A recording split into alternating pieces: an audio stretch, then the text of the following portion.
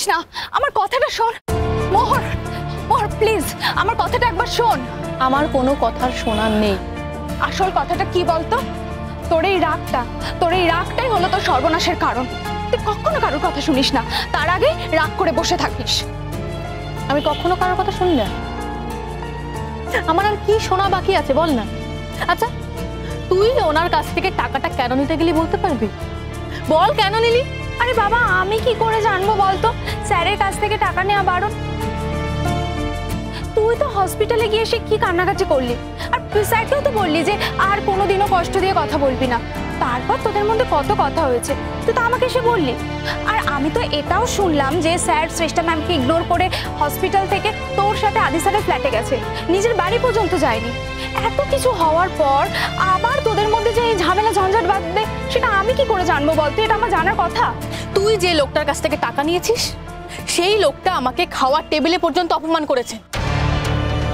উনি বলেছেন উনি নাকি বাইরের লোকের কারোর সামনে খাবার খেতে পারবেন না, ওনার নাকি প্রাইভেসি নষ্ট হচ্ছে।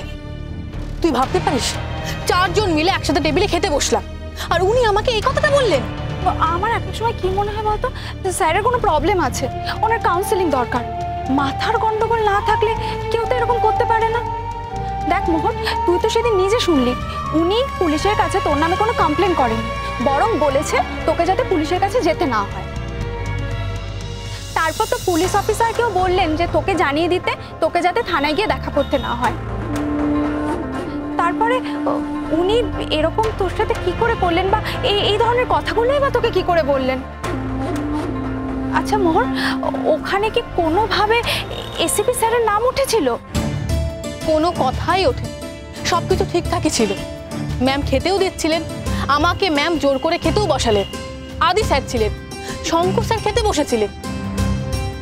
এই রকম কোনো খারাপ সিচুয়েশন ছিলই না। তাহলে হঠাৎ করে এই ধরনের কথা বললেন? আমি কি মিথ্যে কথা বলছি?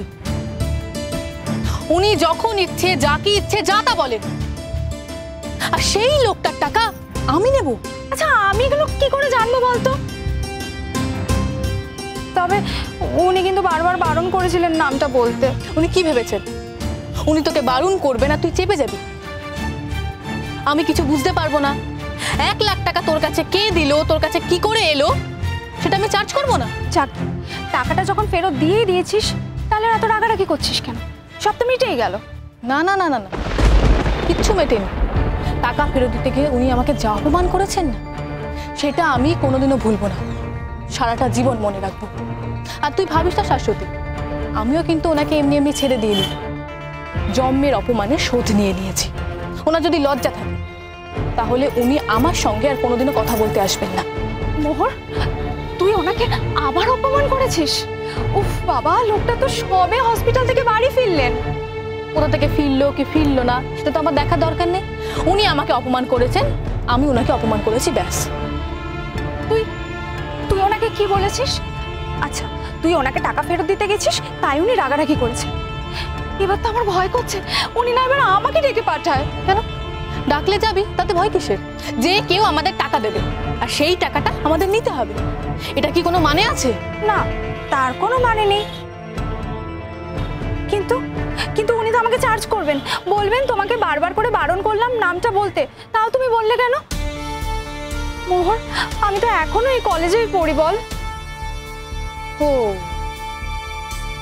তুই এই কলেজে পড়িস, তার মানে কেউ যদি তোকে বলে কারোর বাড়িতে আগুন লাগিয়ে দিতে, তুই লাগিয়ে দিবি না? কথাবার্তা এমন বলিস না, মেজাজটাই চড়ে যায়।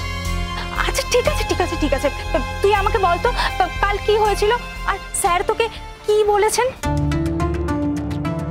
শোন তাহলে, উনি বলেছেন আমি নাকি চাঁদে হাত দেওয়ার চেষ্টা করছি। শুধু তাই না, উনি আরো বলেছেন, উনি বলেছেন সেই দিন আমি শ্রেষ্ঠা ম্যামের গাড়িতে না উঠে তোমাদের সঙ্গে যে গেলাম, তুমি কি ভেবেছো আমি কি তোমার জন্য গেছি? না না না না, আমি গেছি আমার বাবার সঙ্গে জরুরি কিছু কথা বলতে।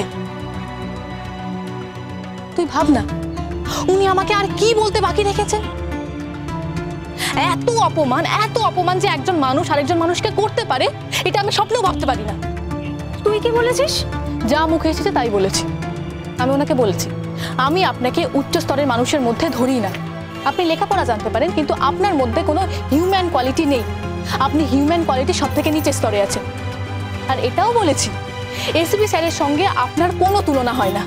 সর্বনাশ করেছিস। তুই ভালো করে জানিস যে শঙ্খ স্যার এসিপি স্যারের নাম অবধি সহ্য করতে পারেন না। আমার বইই গেছে, সহ্য করতে পারে না তো কি হয়েছে? ওই যে তুই সেদিন বলেছিলিস না আমার নাকি এসিপি স্যারের সঙ্গে বিয়ে ঠিক হয়ে গেছে, আমার না খুব রাগ হয়েছিল, খুব রাগ হয়েছিল।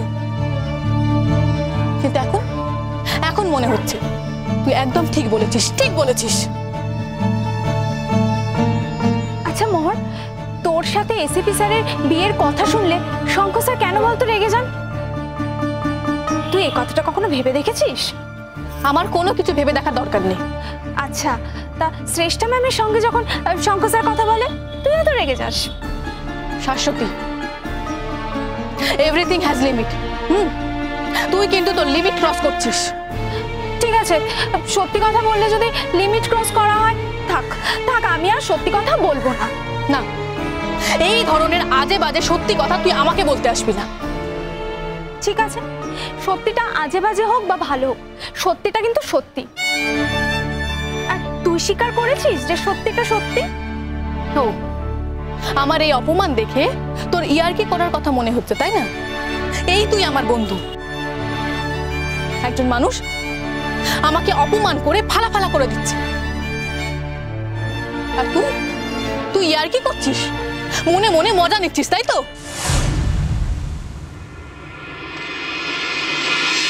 যাক, আমার এইটুকু জেনে ভালো লাগলো যে তুমি সুখে আছো, শান্তিতে আছো, তোমার ভালো বর।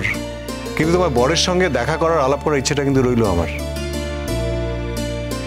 যে তোমার সমস্ত বেদনা ভুলিয়ে দিতে পারে তেমন একটা মানুষের সঙ্গে আলাপ করার লোকটা কিন্তু আমি সংবরণ করতে পারছি না। কি জানি, কপালে থাকলে একদিন হয়তো নিশ্চয়ই দেখা হয়ে যাবে। বলছি, ডাকবে না তোমার বাড়িতে আমাকে? তুমি শিল্পী মানুষ, সংসারী মানুষের বাড়িতে গিয়ে কি তোমার ভালো লাগবে? না ডাকার অনেক ছল ছুতো আছে দেখছি তোমার।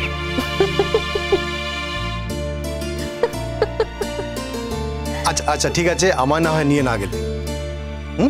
তুমি তোমার বরকে নিয়ে তো আমার এখানে আসতে পারো। আরে আমি তোকে ইনভাইট করতে পারি, তাই না? তুমি গিয়ে ওকে ফোনটা ধরে দিয়ে আমাকে বলে দাও, ওকে?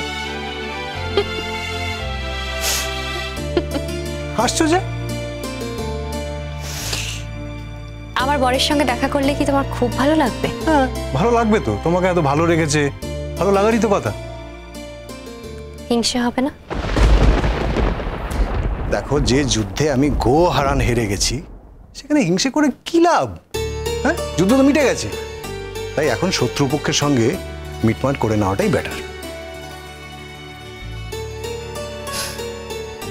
আচ্ছা, বলে দেখবো আমি। তোমার হিংসে হয়তো মিলিয়ে যেতে পারে, কিন্তু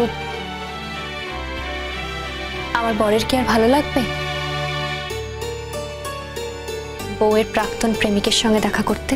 এতদিন যখন বলনি, তখন প্রেমের কথাটা না হয় নাই বললে। কি বলবো? বন্ধু বলো। বন্ধু তো সব সম্পর্কের উপরে, মানে বন্ধুত্ব সবকিছুকে ঢেকে দেয়। তা তো বুঝলাম, কিন্তু আমার বর যদি আমাদের দুজনকে দেখে বুঝতে পারে? কি বুঝবে? শুনেছি ভালোবাসার লক্ষণ নাকি মহামারীর মতো শরীরে ফুটে থাকে। ভালোবাসা থাকলে ফুটে থাকে? নেই বলছো?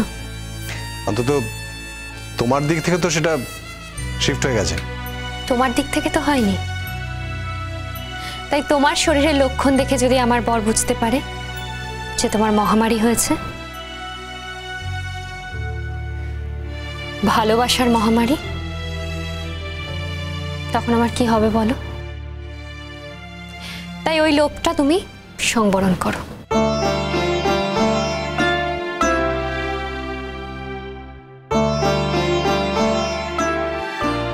আলাপ করাবে না? ভয় পাচ্ছ? হ্যাঁ, একটু একটু পাচ্ছি। বেশ, তাহলে না হয় আমার চির বন্ধুর বন্ধু অজানা হয়ে থেকে যাক।